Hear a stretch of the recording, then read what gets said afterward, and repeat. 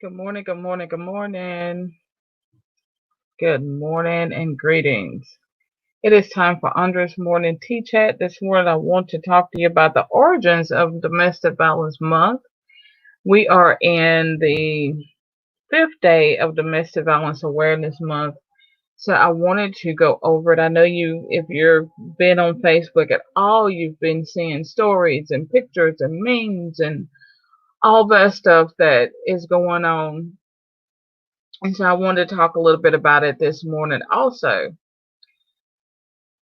This is your first time joining me, I'm Andrea Merriman, your creative harmony coach and master domestic violence help coach.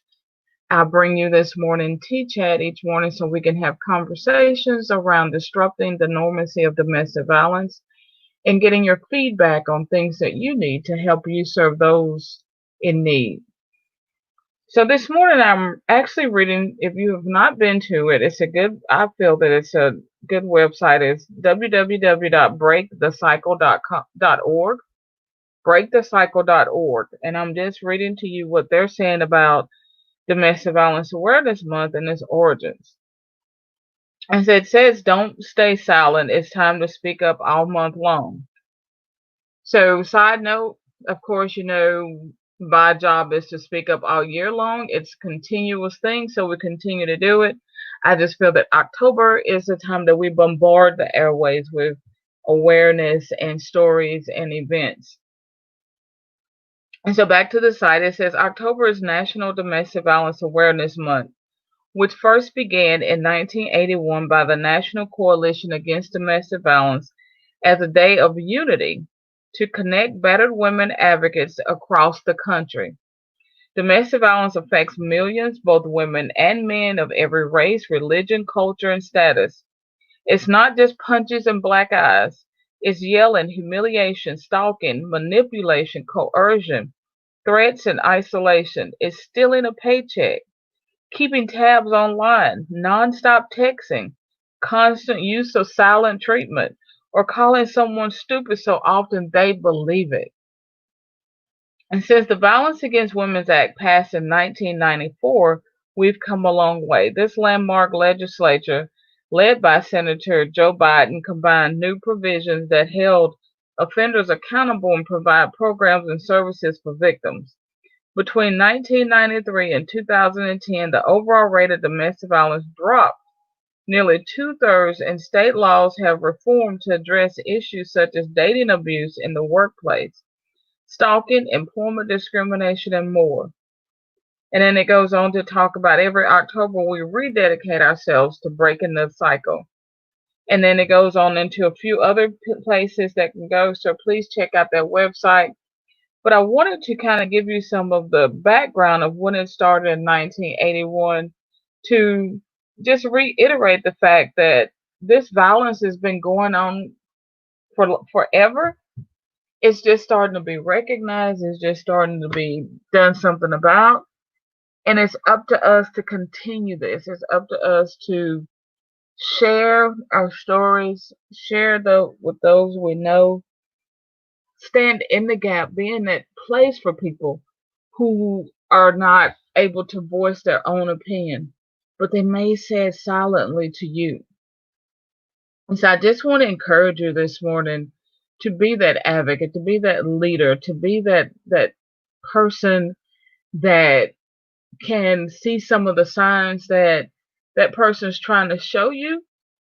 Because a lot of times victims are trying to give you hints of things, especially if he's constantly there with them.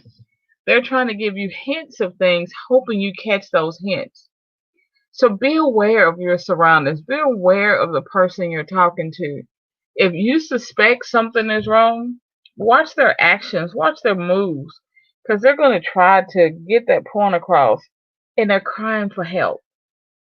Sometimes they don't even know the help they need. They just know they're crying for help. So I want you to be encouraging. Don't be discouraged yourself when you try to help and they don't listen.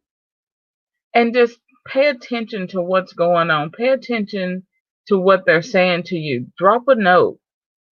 Have a check-in time. Hey girl, I hadn't seen you in a while. I'm gonna check on you next week. Let's get some coffee, tea, something, and just have a conversation. Text, how you doing today? When you can get alone, establish a code. I know you may not be ready to go now, or ask them, are you ready to go now? But when they say, it's okay right now, establish a code. Establish a code name, a code word that only you know. But at that time, you know that if it's sent to you, that that person is in dire need and they need help right then and there. So it's not enough, and I say it so often, it's not enough to just be aware of domestic violence. It's time to do something about it.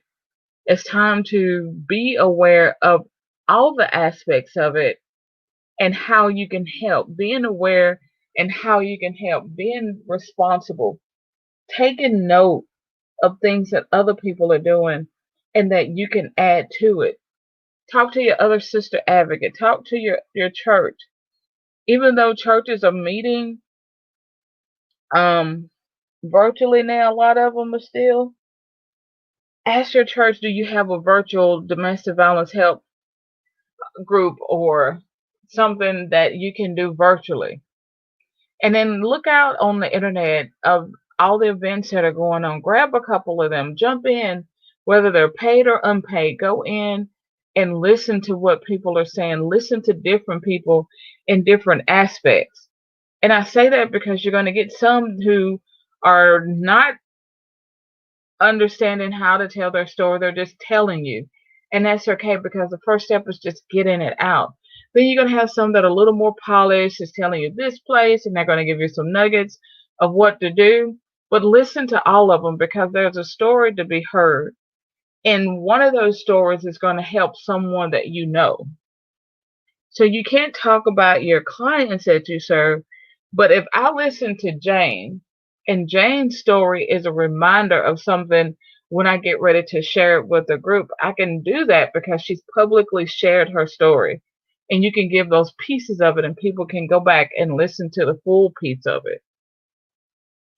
So do your research.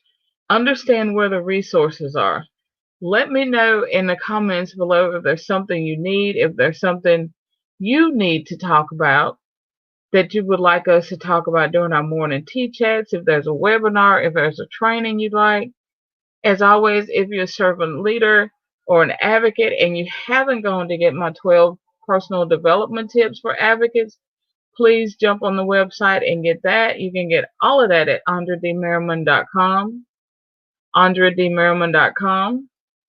Also, if you're interested in an advocate intensive, let me know. I just have so many things. Just let me know what you need, and we'll work through those pieces too. But look on the website. There's a lot of information out there.